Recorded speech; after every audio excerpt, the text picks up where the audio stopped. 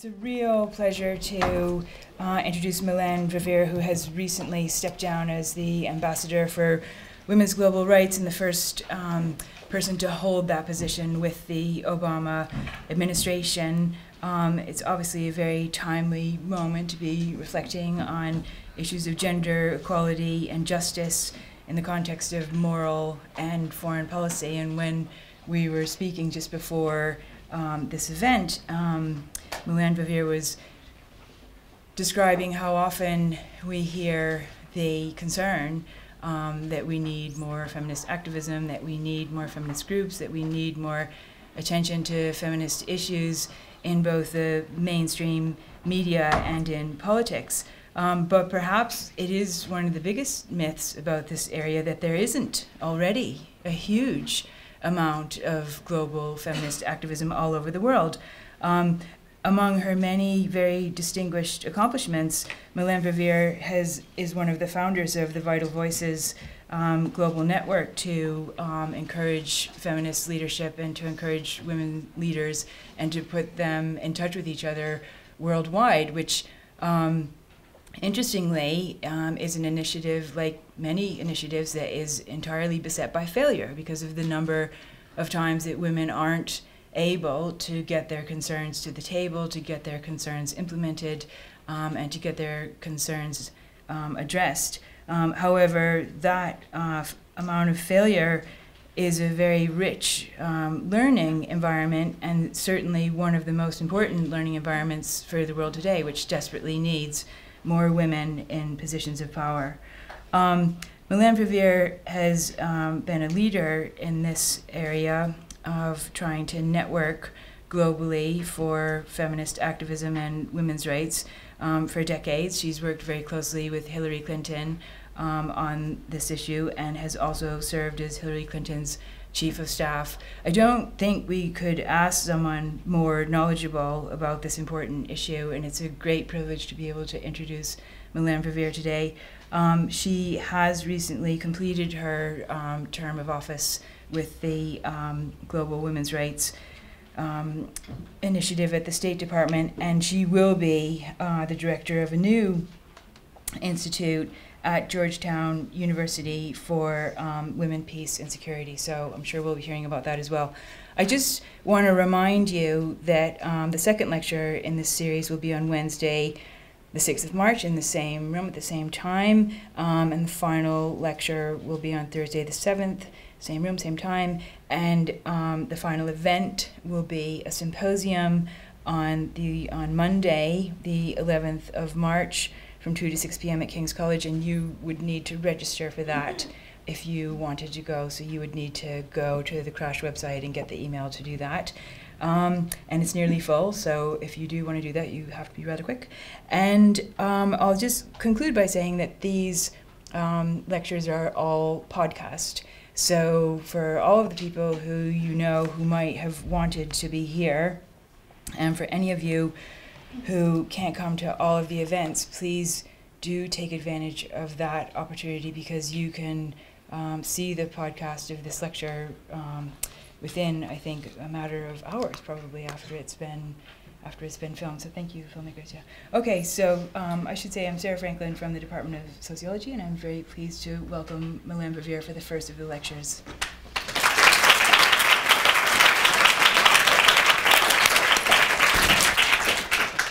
Well, welcome to all of you. Thank you, Simon. Thank you, Sarah. It is such an extraordinary pleasure for me to be able to come here to Cambridge, and I also want to add my gratitude to all the sponsoring organizations for bringing us together today. You know, in a way, it is fitting that for whatever reasons we decided on this time frame for these talks, that it coincides with International Women's Day, which comes at the end of the week, and all over the world there will be events marking this day and the progress that yet needs to be made. It is the one day that so many women have told me around the world that they're treated as they ought to be treated every day. It is also the beginning of the Commission of Status of Women meetings at the United Nations this week, in New York. And the theme of those meetings this time around is on violence against women, gender-based violence, and what we can do to begin to bring some change. So I think for all of these reasons, let alone just being here with all of you, it's an appropriate time.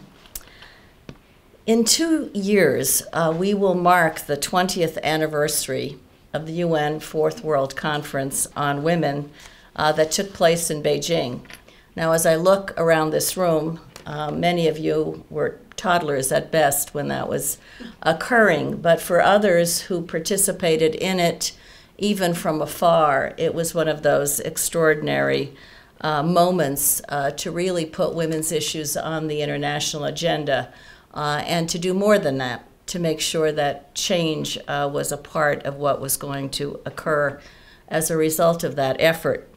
It was the last global meeting of its kind dedicated to developing an agenda to advance half the world's population. And it was there that Hillary Clinton, as First Lady of the United States, in an historic speech proclaimed, "I believe that it is time to break the silence. It is time for us to say here and now for the world to hear that it is no longer acceptable to discuss women's rights as separate from human rights." And she went through a litany of abuses against women and girls that occur around the world: dowry burnings and domestic violence, child marriage and human trafficking, FGM and rape as a tool of war. And as she went through each of these abuses, she prefaced each one by saying, "This is a violation of human rights." It is a violation of human rights when babies are denied food or drowned or suffocated simply because they are born girls. It is a violation of human rights when women and girls are sold into sex slavery and worker exploitation.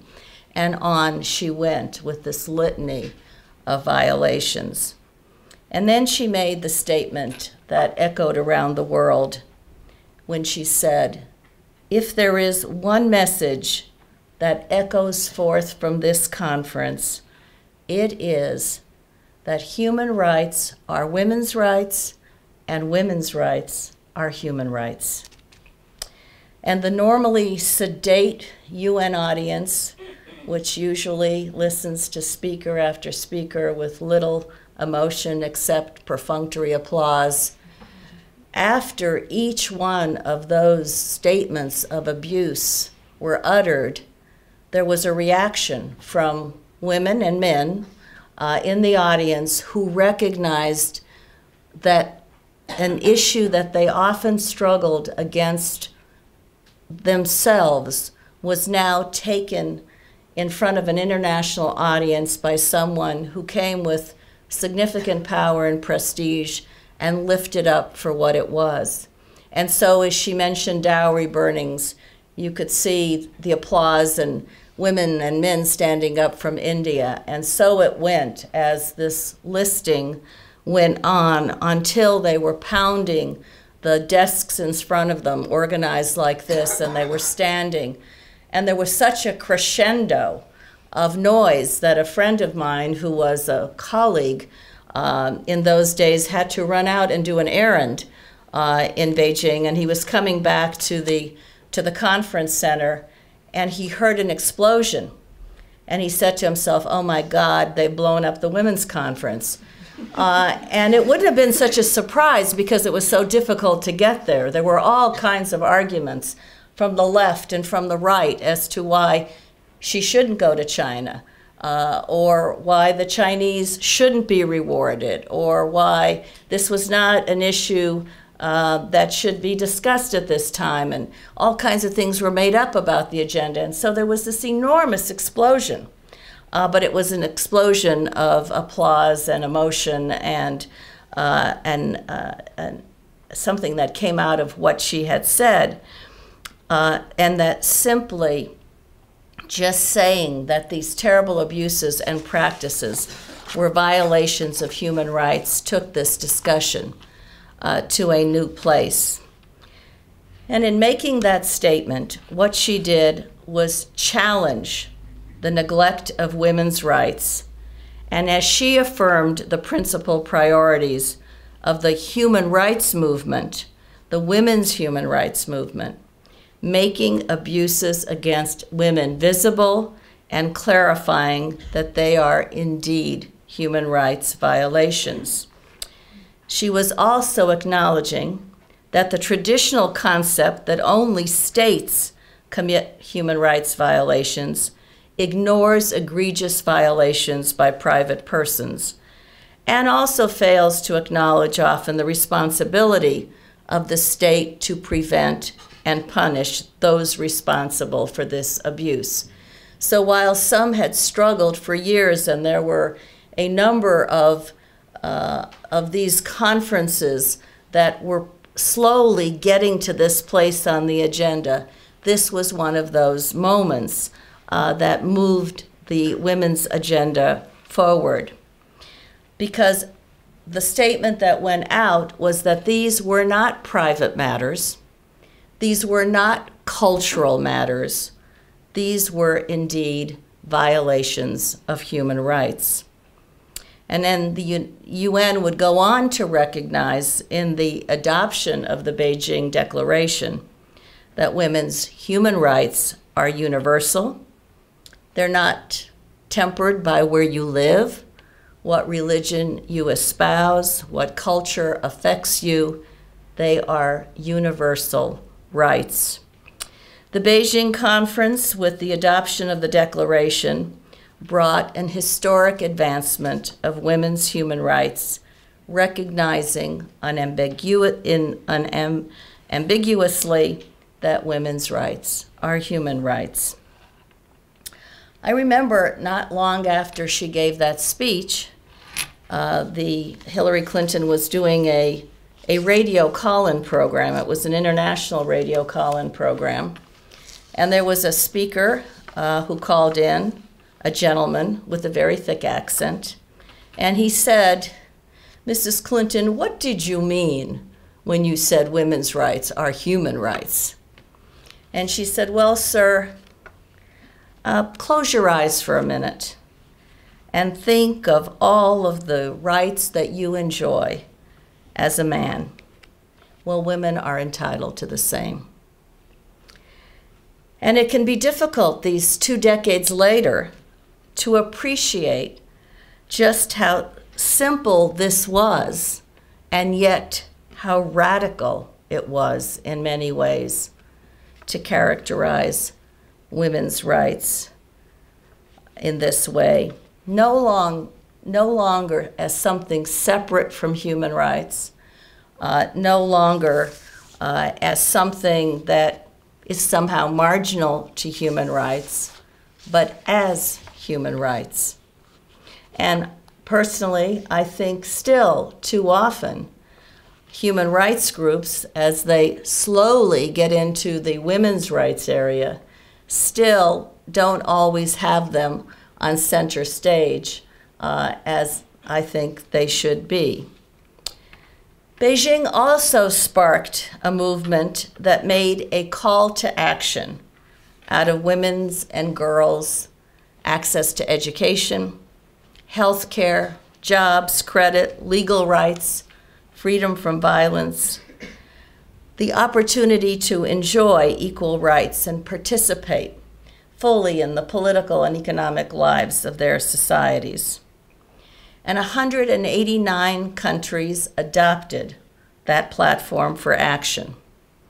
It was an ambitious blueprint for women's equality against which many of us still measure the progress we are making. And it went on to say that to the extent that these things happen, this is also women's empowerment, women's rights are also about the progress for all of society. So making that link in many ways that we are all in this together. And then 5 years after Beijing, the Millennium Development Goals were adopted.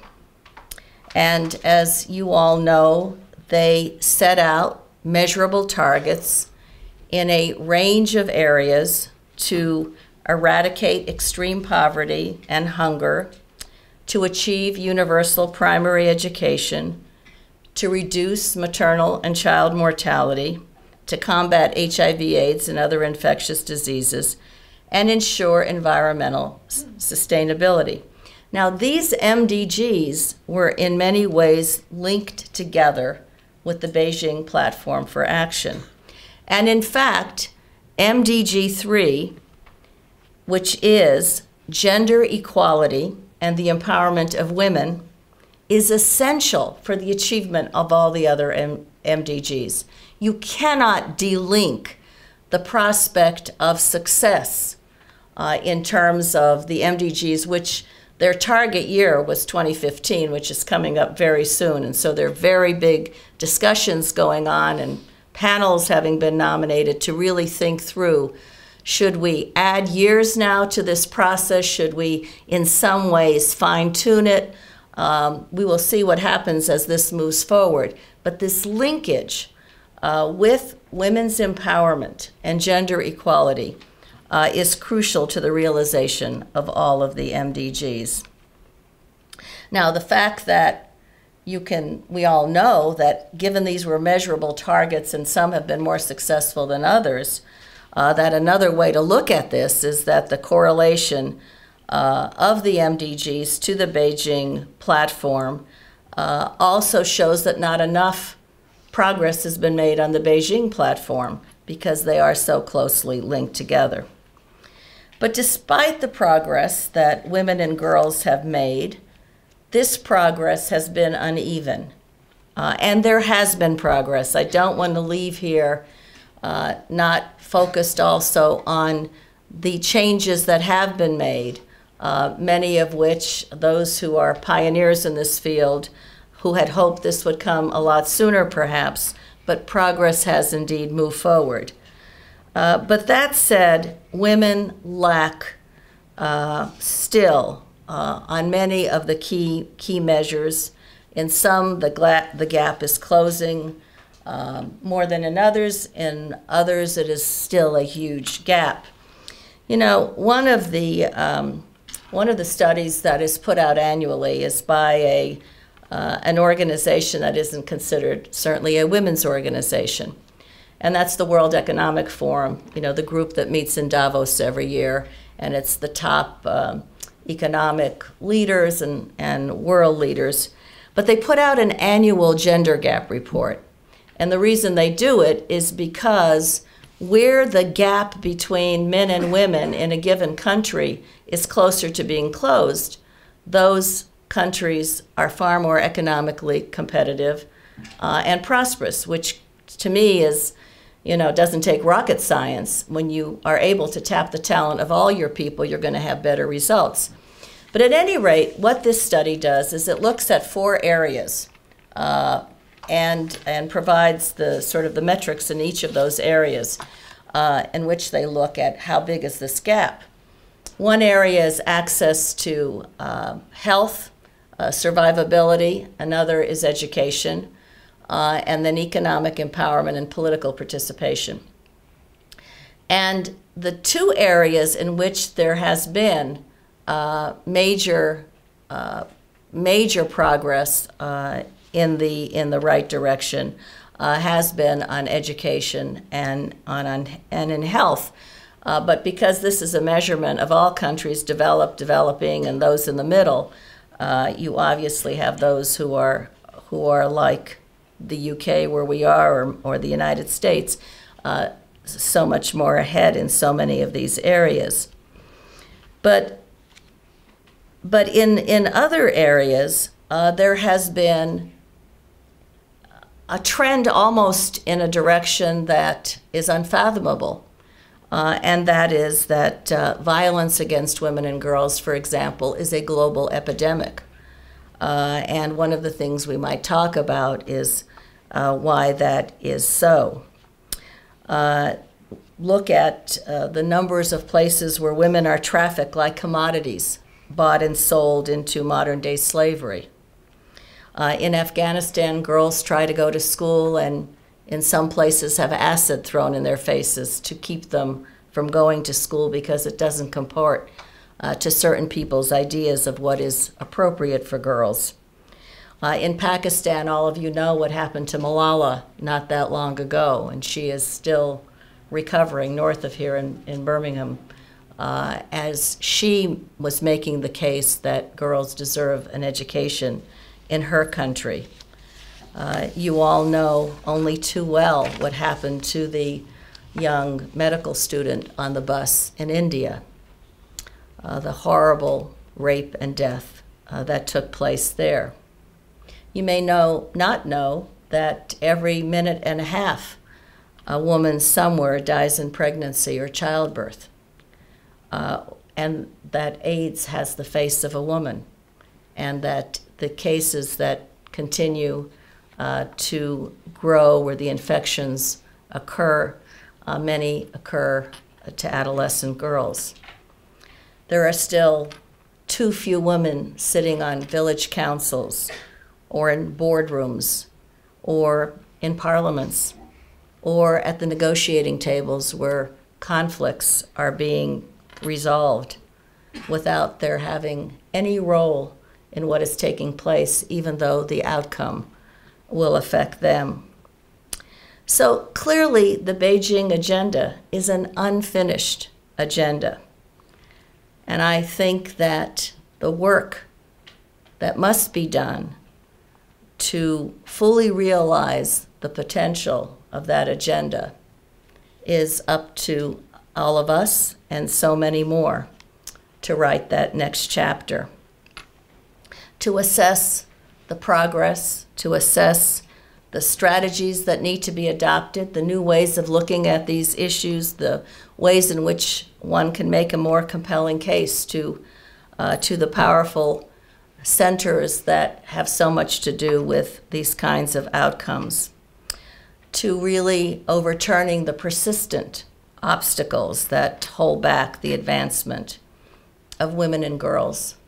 And it matters for each and every woman and girl, but it also matters for everyone in society, as the Beijing platform laid out. And as Secretary Clinton said, as secretary, until we address these issues, global progress and global prosperity will have their own glass ceiling, because the limits that we put on women and girls are the limitations we put on the creation of the kind of world we all want to see.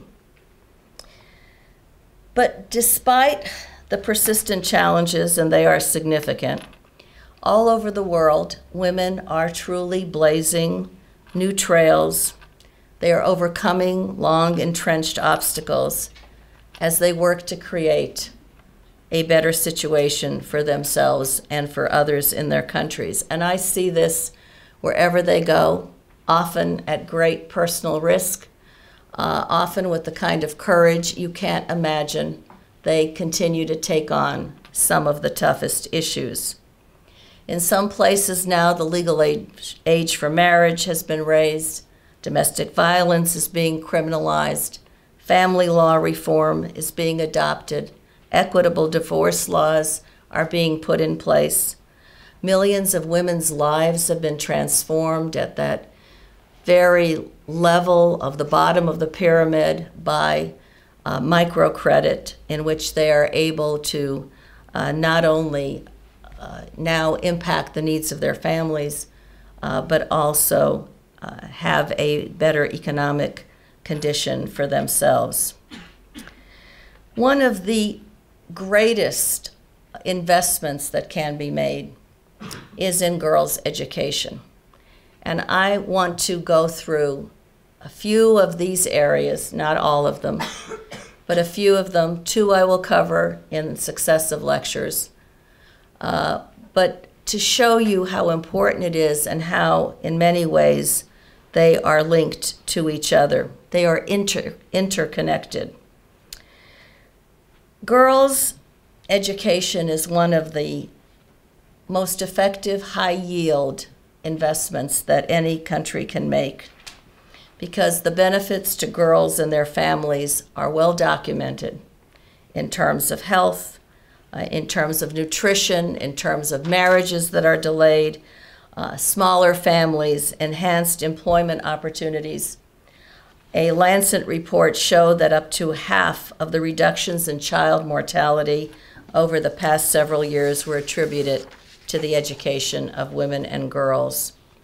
Studies show that an extra year of education increases girls' income by 10 to 20% and is a critical step in breaking that cycle of poverty that continues. Today, we are closer to achieving the MDG for universal primary education than any other MDG. The gender gap is being closed in almost all countries. There are still disparities in very tough situations, to be sure. Progress in secondary education, however, has been much, much slower.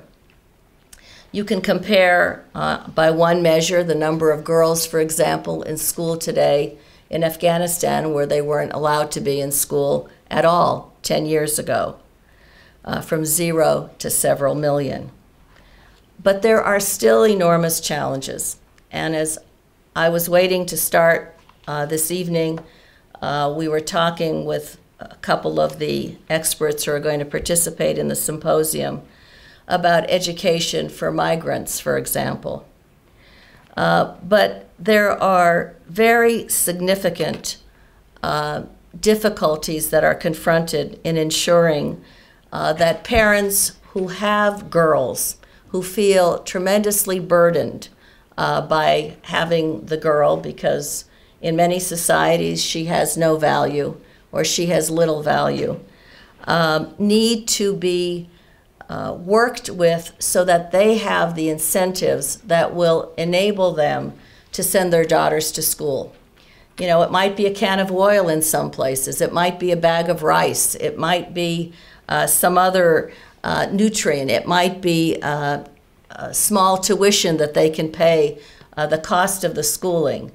But an incentive, nevertheless, that one can see today. There are very significant ways in which, through cash transfer payments focused on education, for example, this is changing the whole economies of societies. But incentives make a real difference. And I have seen in so many places where, were it not for that incentive, the girls would not be in school. And I remember it being in one place where I heard about a girl whose father came to her. She had been in school, and he came to her and he said, "You're going to get married." And she was all of 11 or 12 years old. And she said, "No, I'm not getting married. I want to stay in school." And they went back and forth on whether or not she was going to follow his imperative or whether she was going to remain in school where she wanted. And she was on the losing end, but she was part of a program, speaking of incentives, where she personally got a cow that was really for the benefit of her family, but it was for her to stay in school, an incentive to them, because that cow enabled her family to prosper in ways they hadn't before they got it. So she said in exasperation to her father, "Well, if I'm going to get married, I'm taking the cow." And he said, "Oh no, that cow belongs to the family." And she said, "No, Daddy, that cow was given to me." And for that very reason, she remained in school, the cow remained in the family, and there was no child marriage that resulted. So at the root of so much of this is the value of the girl child. And you see all kinds of phenomena playing out that are not the kinds of investments one wants to see in the value of that girl because of the view that she is a burden. You have many parents today, fathers, migrating to the city in search of work from agrarian societies. The girls are often pulled out of school to help with the farm work that needs to continue.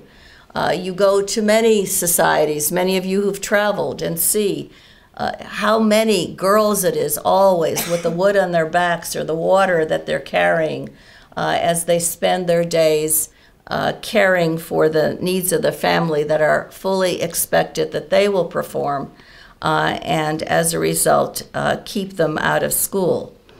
But it is so important not just that they stay in school and receive the benefits of what an education represents, and which is highly documented today, and for which their societies will prosper, but also because it will preclude the worst from happening to them, whether it's the kind of violence that besets girls in too many societies, or it is child marriage. It all starts with a girl. And that is such an important element in moving beyond this paradigm in which too many women still find themselves. But there are a lot of difficulties still. And I mentioned one in ensuring a girl gets her education. There are safety issues. There are programs being developed to get communities to adopt the school where the girls attend to keep themselves safe. And there are any number of reasons that this is critical, not just in shortchanging the girls, obviously critically important, but also in shortchanging the kind of progress we all want to see. Another area that is related and absolutely fundamental, a bedrock issue, is access to health care. And we've seen significant improvements, particularly in terms of life expectancy, that has improved rather dramatically. But this is one area where progress is not as significant as progress for women has been in other areas. I think it is inconceivable that in the 21st century, women are still dying at the rate I mentioned in childbirth or in pregnancies. And if they do survive some of the worst situations, they are often disabled for life. And yet that Millennium Development Goal 5, which is about reducing maternal mortality, has only seen a small percentage of the kind of reduction that was anticipated by 2015. And this is so tremendously linked to the persistent gender equality that exists in a lot of societies that is keeping the kind of progress from occurring. Moreover, these deaths are not occurring because we lack the medical knowledge and skills to prevent them. They are occurring because global political will is not seeing this as the priority that it is. Too many women lack access to modern forms of voluntary family planning. In addition, the infection rate of HIV/AIDS continues to grow, particularly among adolescent girls. Moreover, those who lack access to basic health care or face the prospect of death from common occurrences that all of us celebrate, pregnancies or the joy of a child, are not the women who will wind up participating fully, freely and equally in the political and economic life of societies. They can't because they are beaten down in so many different ways. In my own government, the Obama administration's, one of its major development initiatives has been the Global Health Initiative.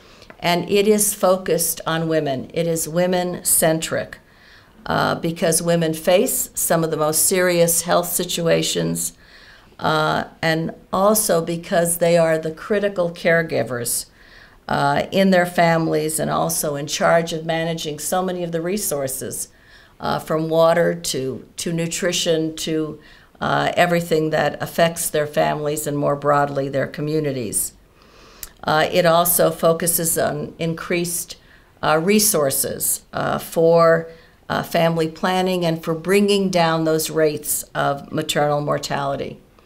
It looks at integrated healthcare systems where we can do a better job of making sure that women get the kind of access to the care that they desperately need.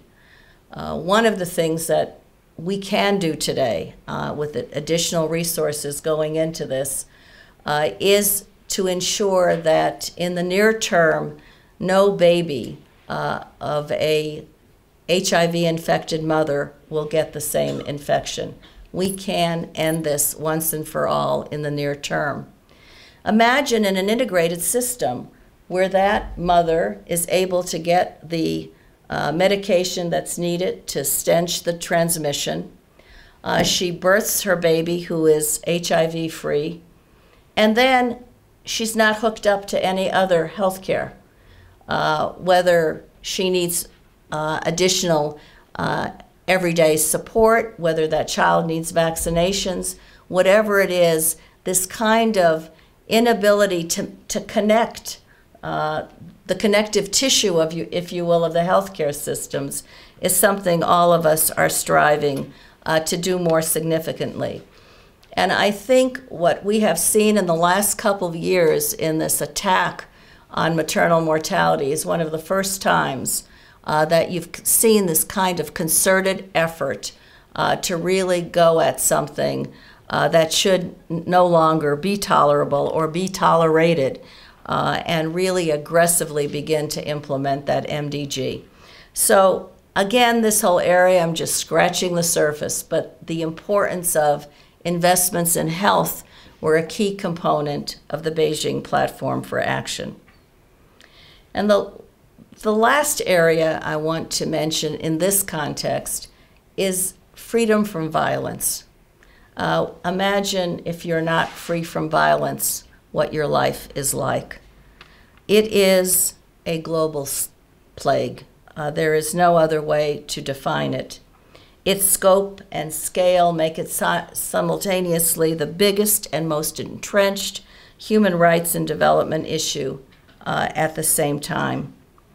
It is a fundamental violation of human rights, to be sure, but it has incredible consequences beyond. It is a productivity issue. It is a public health issue. It is a security issue. And yet it is not an issue that you often find central to many governments' activities in terms of needing to be addressed. It's taken many years, but it has happened with increased frequency, and this is one of the good news stories coming out of Beijing, the numbers of countries that have finally adopted laws against violence. But in many instances, what the community of activists is now dealing with is ensuring that these laws are implemented, ensuring that they're enforced. And that's where this really does happen in terms of the worth of the law. And that means that there is going to be greater attention to prevention, to protection of the victims and everything she needs, as well as prosecution. Because without the addressing of the impunity, without going at the fact that these are crimes that need to be punished, there will be little change, and we see little change as a result in many societies. Take, for example, child marriage. 1 in 7 girls in the developing world is married before she's 15.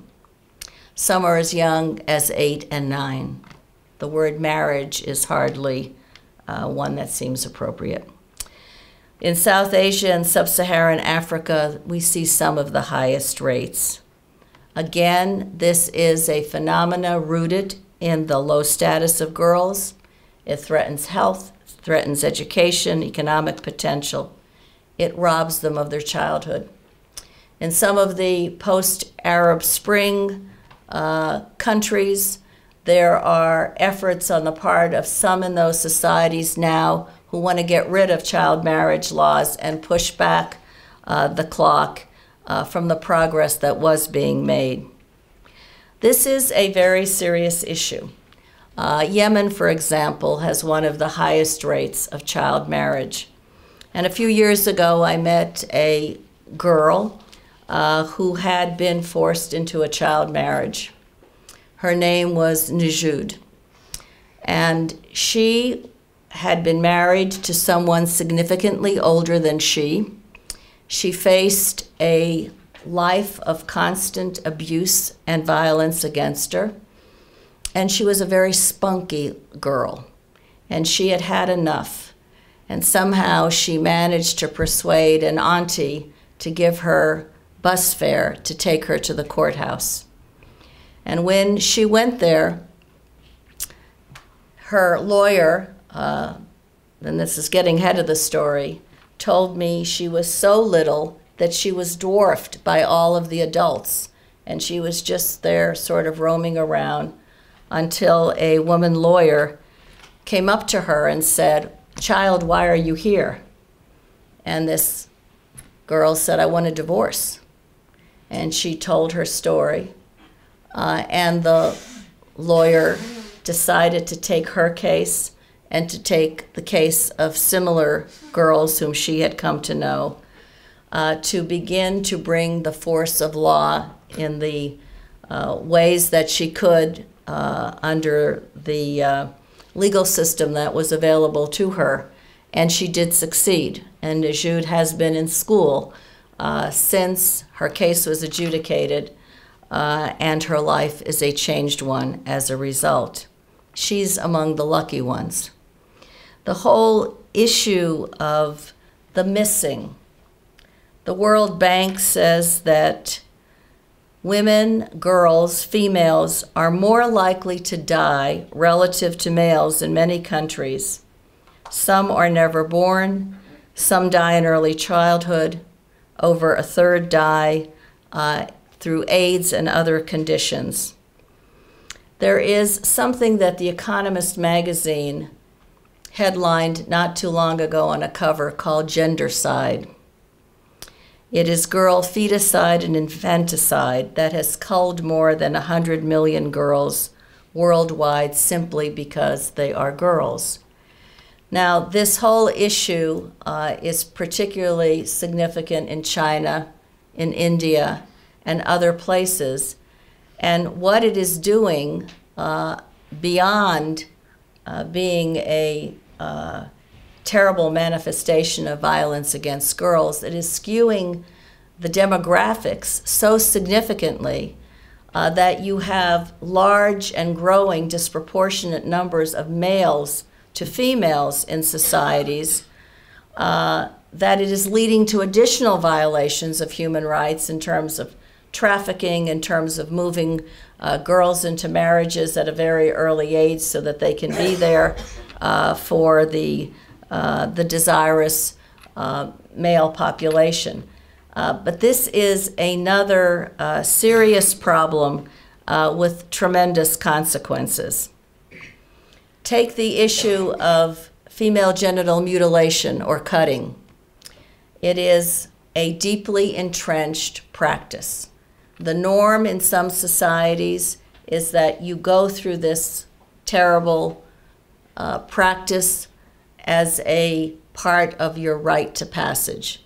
If you don't go through it, your life won't be what you want in that society. You may not have any prospects at marriage. You may be penalized in any number of other ways. But it is not so easy to change a norm.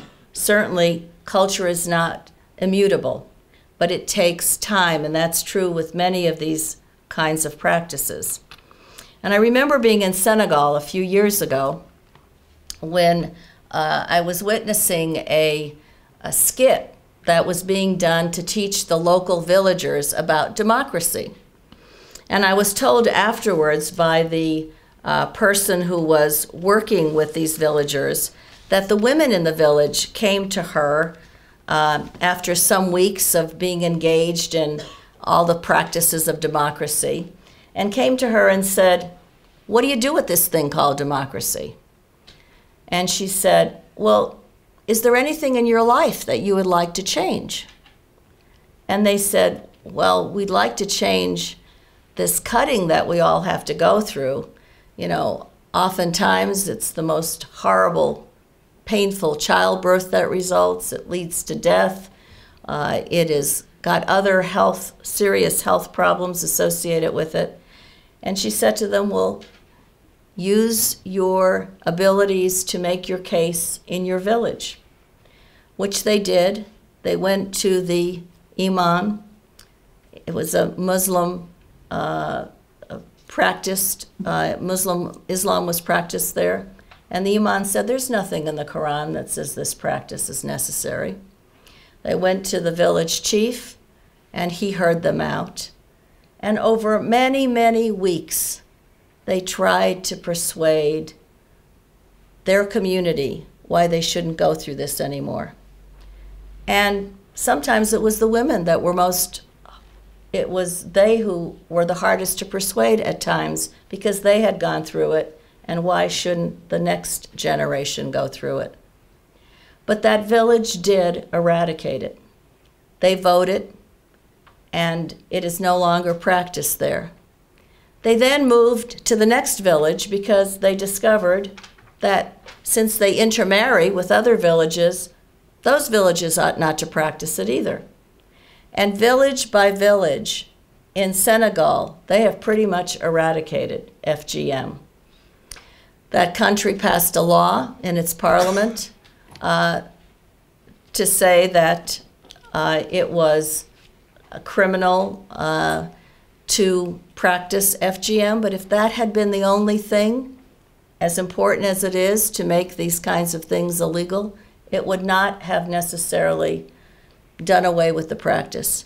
But the kind of work that went on at the village level and goes on now in many, many places, and there's an organization called Tostan that has been very, very significantly engaged in this, it has brought about the change, because you have to move the norm, which was this practice being done by everybody, that was the thing to do, and shift it to something else, to another good, and that good is the health of the women and girls in that village.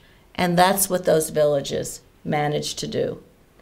And so the kind of processes that go on in making this kind of progress is often very hard, but in the end, it's what needs to be done. And let me just mention one more area that is so critically important, starting with it and now ending with it in this framework, is how important education is. You know, I remember meeting Mukhtar Mai. I don't know if you have heard about her. She was a young woman in a village in Pakistan who had been gang raped, and her story got international headlines. And it was one of those most horrific incidents that none of us could imagine. And she was expected to take her life because, after all, she had been dishonored. And so what she had gone through was something so terrible that even her relatives were shunning her. And somehow she got up her strength and decided to take her case to court. And when I asked her, I said, "How did you ever do that, given how everybody had marginalized you and you had gone through something unspeakable?" And she said, "My mother believed in me, and I believed in a different kind of God." And she took her case to this local court. She didn't succeed at first. And when she did, on an appeal, she won some very small damages, a small settlement. And she took that money and she started a school for boys and a school for girls. She was illiterate. She enrolled herself in the school for girls. And when asked why she did this, she said, because nothing will ever change without education. And so once again, we go back to how critical that is to deal with these kinds of deeply entrenched, never punished ways of proceeding that are horribly abusive to women and girls. This is an area, if you're interested, we can talk about more, but to really go at this problem, we have to engage men and boys more to be a part of the solution. We have to engage religious leaders, particularly in societies like Afghanistan, for example, where the religious leaders in Friday services have talked about violence against women not being part of the religious system, the faith system. They have had a profound impact because oftentimes religion has been hijacked, and this has been done in the name of something that is condoned in that way. So sexual violence against girls is a very serious problem that extracts a terrible toll on their futures and every other way. And I want to add one point under this, and that is the importance of making the case with data. Because all of you come from a knowledge base and practices that you often wonder, we're engaged in all of this work, what difference does it make? It makes a huge difference.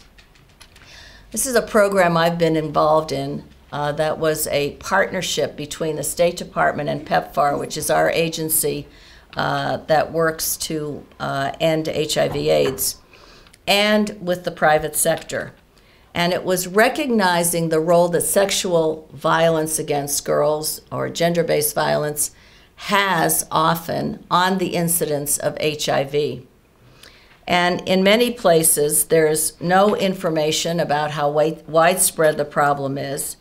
And so the supporting and collecting of data at the national level through a range of experts, a range of partners in targeted countries has made all the difference.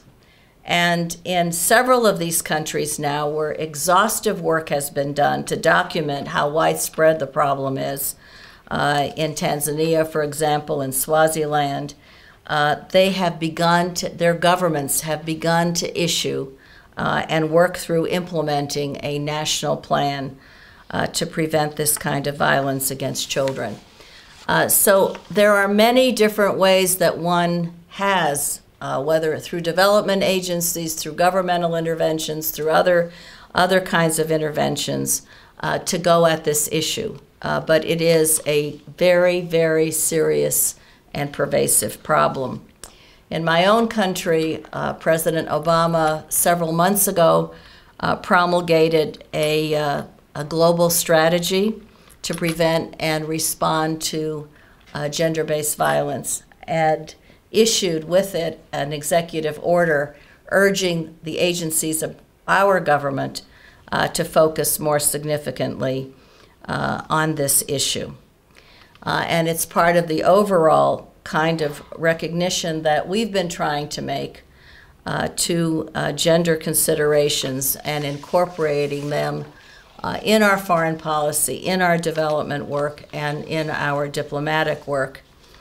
And let me just mention the position that you heard Sarah talk about a little bit as she was introducing me, which was that up until just a few weeks ago, I was the first U.S. ambassador for global women's issues, which was an unprecedented position for the United States government, created by the president and, at the time, Secretary Clinton, to recognize that no country can get ahead if it leaves half of its people behind, and that we really needed to focus in all of the work, particularly of our foreign ministry and our development agencies, on gender considerations as they are affecting every aspect and producing that much more in terms of effective outcomes in our work.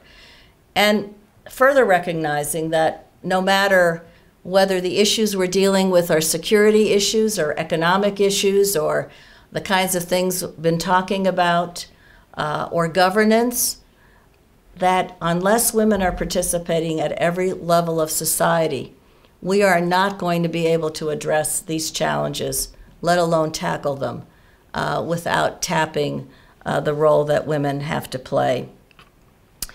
So that is why this position was put into place, and it is a recognition that we need to tap the potential of all people, and we're still not doing a very good job at that in much of the world. And I think, if I can just get on my high horse a little bit here, we call these women's issues, and I'm very happy to see so many of the guys here today. But they're really about women for sure, but they're also about all of society and what we would like to see happen in our societies. They are among the toughest issues that need to be solved. They're not those soft issues that we can get to sometimes when we manage to address those really tough issues. These are so critical to our collective futures because truly, when women prosper, all of society will prosper. Gertrude Mangala from Tanzania was the head of the 4th UN World Conference on Women. And when it ended with the adoption of the Beijing Declaration, Women's Rights as Human Rights, and the Platform for Action, she said, "A revolution has begun, and there is no going back. This revolution is just too important and too long overdue."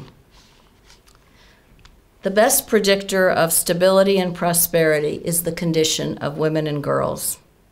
And sustainable development will only be possible where there is equality of opportunity.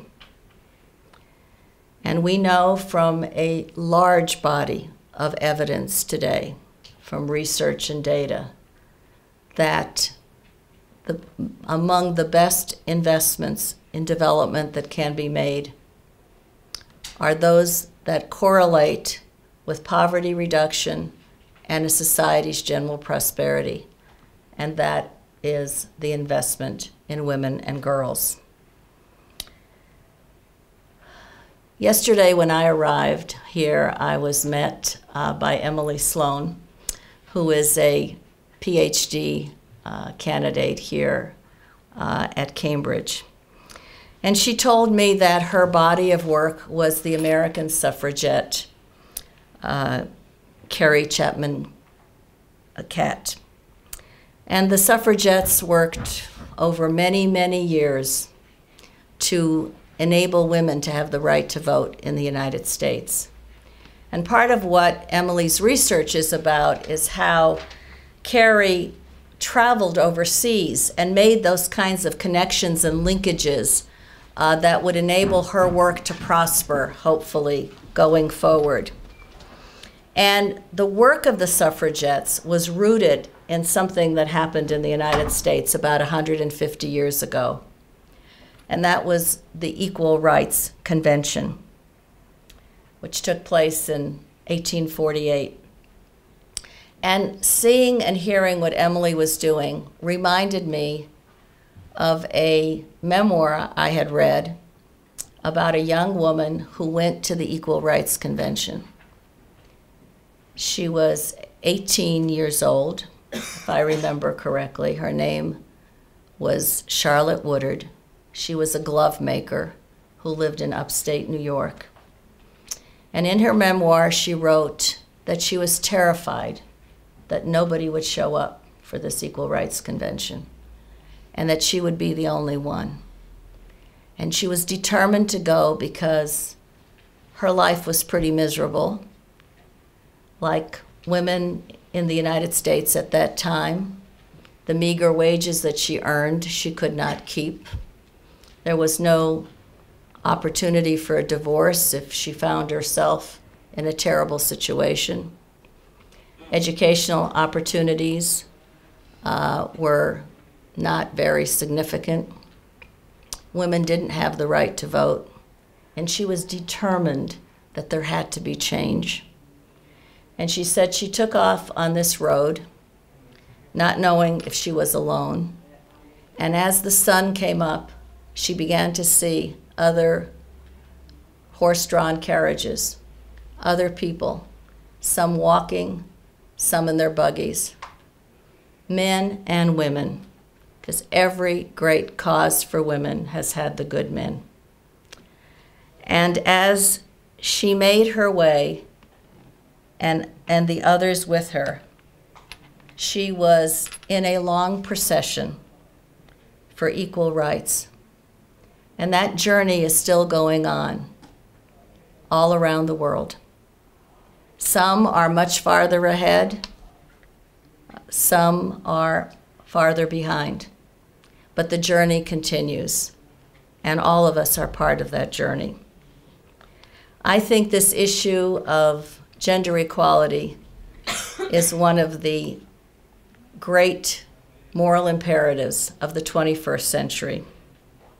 It is a moral imperative, but it is also the smart thing to do, the strategic thing to do for the kinds of world we want to see and for the challenges we need to address. And so I hope it is work that all of you will be a part of, because women's rights are human rights, and we cannot settle for anything less. So thank you.